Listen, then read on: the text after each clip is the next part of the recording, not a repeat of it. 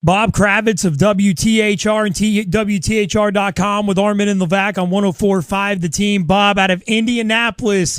And Bob, on January 18th, sent out a tweet with suspicion of possible Deflategate going on in the AFC Championship game.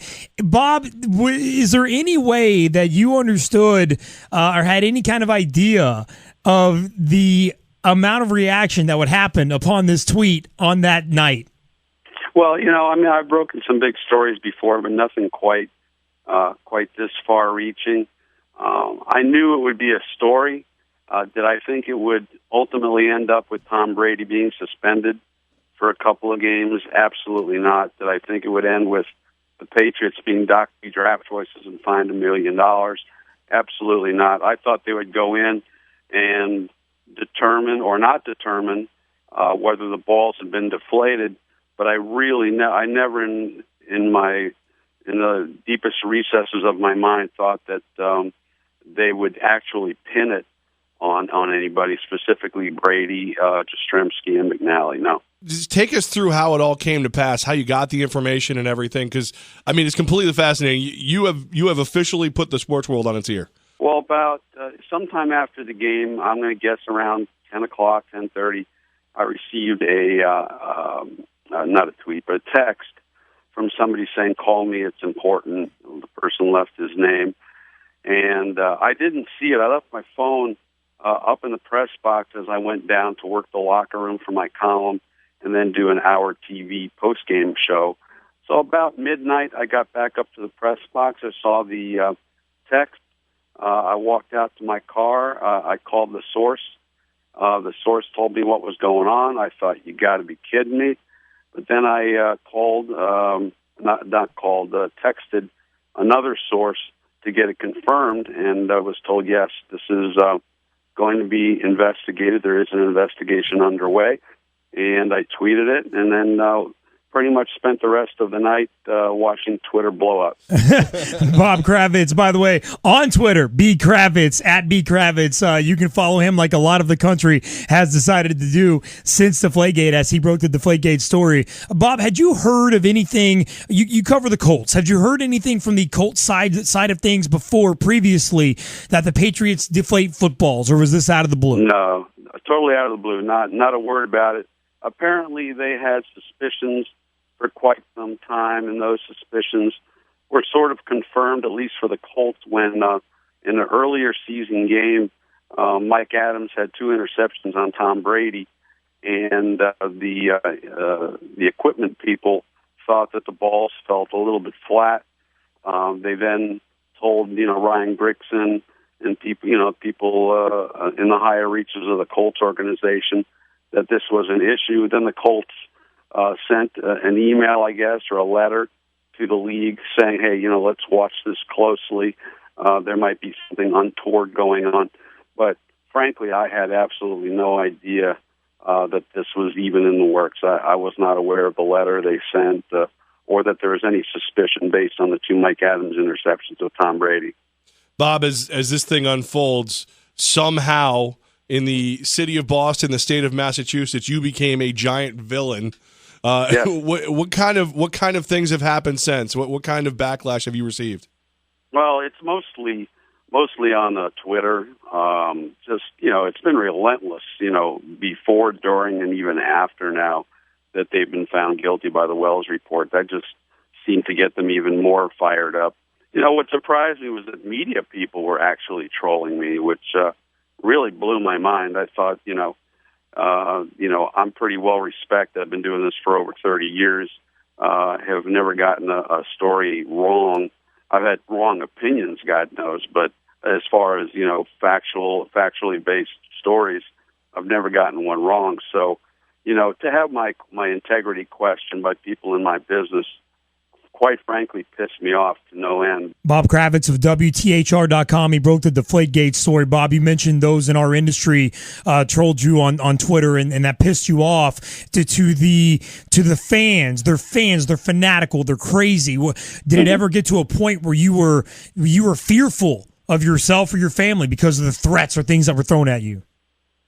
A little bit. Yeah. I would say that, when I went to the Super Bowl in Phoenix, I made sure that on the rare occasions when I wasn't working or sitting in my hotel room, I didn't put on my credential. I didn't wear my credential out and about. I didn't think it made sense to, sort of throw that in anybody's face, or, to me that's asking for trouble. And quite frankly, I don't like getting my ass kicked. It's just I'm totally against it.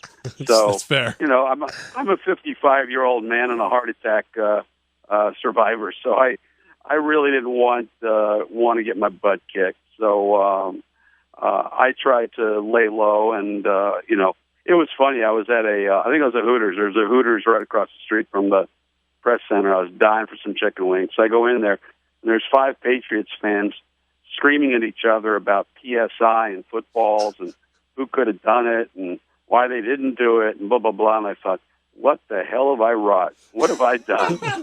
This is what average Patriots fans are talking about is PSI. Bob, you broke this story. You were ground floor from the very beginning. You know more than anybody. 4 games, the right punishment for Tom Brady. It's a little harsher than I thought it might be, but I think it's generally fair. That's what I've been telling everybody. I think a good part of it is Tom Brady's failure to fully cooperate with the Wells investigation.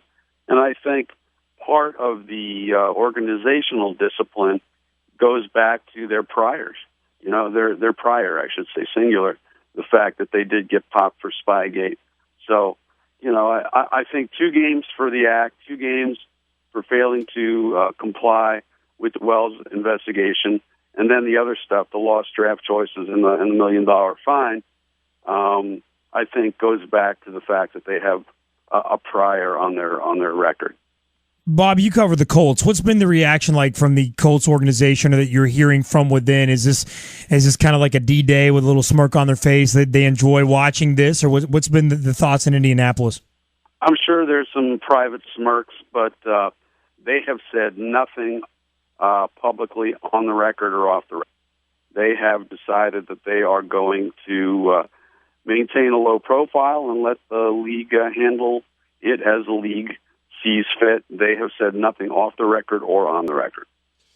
Bob, if the 4-game suspension stands for Brady, his first game back is in your house in Indy. What are your feelings about that game in particular?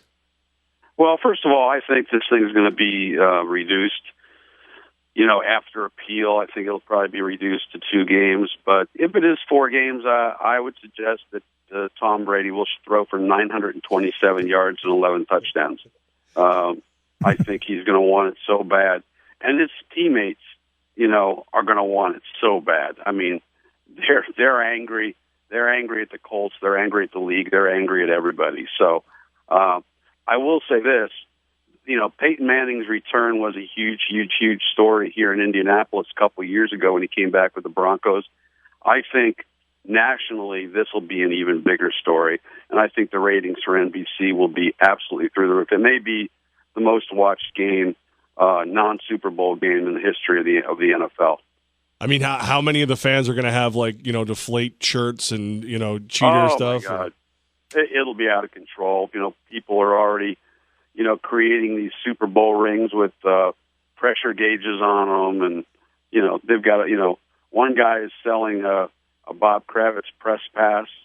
I want a piece of that action, by the way. Absolutely.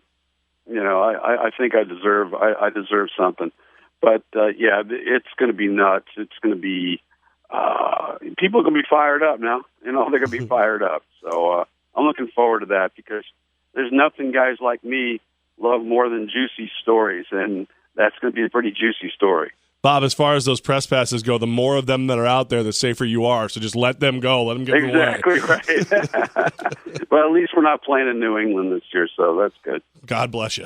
Bob Kravitz, WTHR and WTHR.com out of Indianapolis. He broke the Deflategate story. And, Bob, thank you so much for spending your time with us today. And congratulations on being one of the best, man. You killed it. You killed it. Very impressive work, Bob. We really appreciate it.